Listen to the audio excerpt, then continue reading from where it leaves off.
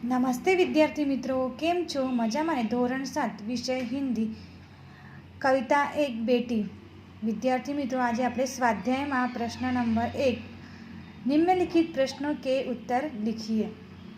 बेटी सहारा बनने के लिए क्या क्या करेगी?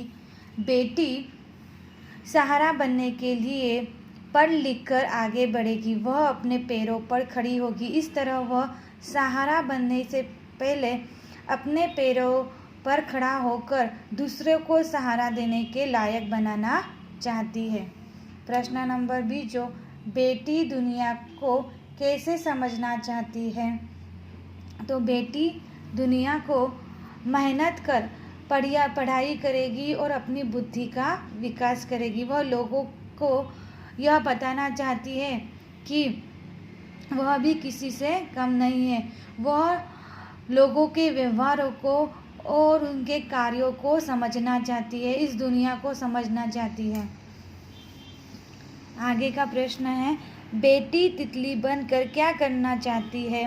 बेटी मेहनत कर पढ़ाई करेगी और अपनी बुद्धि का विकास करेगी। वह इस दुनिया के बगीचे में तितली बनकर उड़ना चाहती है। बेटी की क्या क्या तमन्नाएं हैं? तो बेटी की तमन्ना है कि वह तारा बनना चाहती है। वह इस धरती पर चांद की तरह चमकना चाहती है।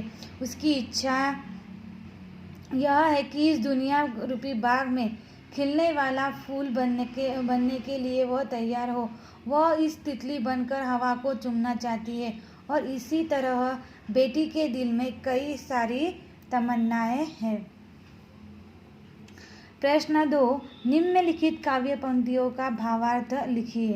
અહીંયા બે પંક્તિ આપેલી છે।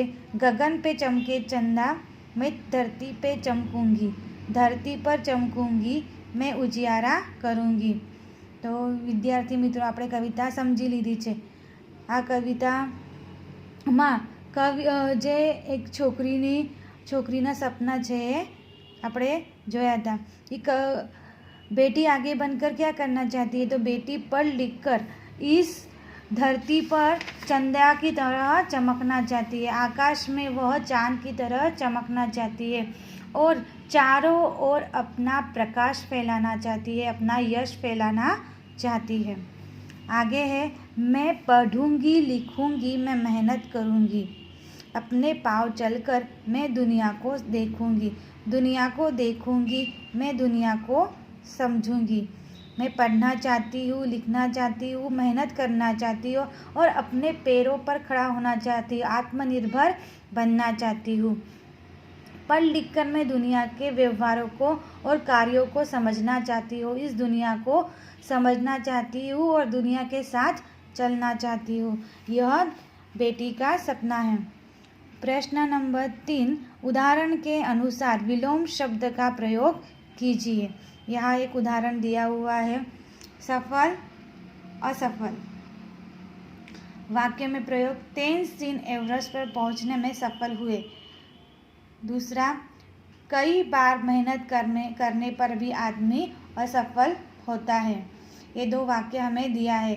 एक जो शब्द है वह सफल का वाक्य है और दूसरा असफल का उदाहरण यहाँ दिया हुआ है।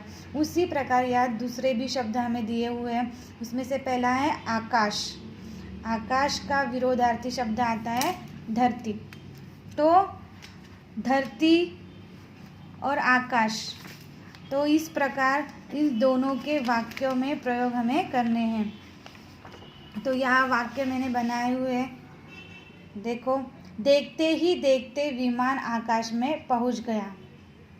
दूसरा है, यात्री सुरक्षित रूप से धरती पर उतर आए। फिर है उजियारा, उसका विरोधी शब्द होता है अंधियारा। वाक्य में प्रयोग, सुबह उजियारा होते ही हम काम में लग जाते हैं। तो दूसरा है, शाम को अंधियारा होते ही हम घर पर लौट आए। आगे है इधर उधर। वाक्य में प्रयोग, आप इधर बैठिए, वे उधर बैठेंगे। फिर आगे है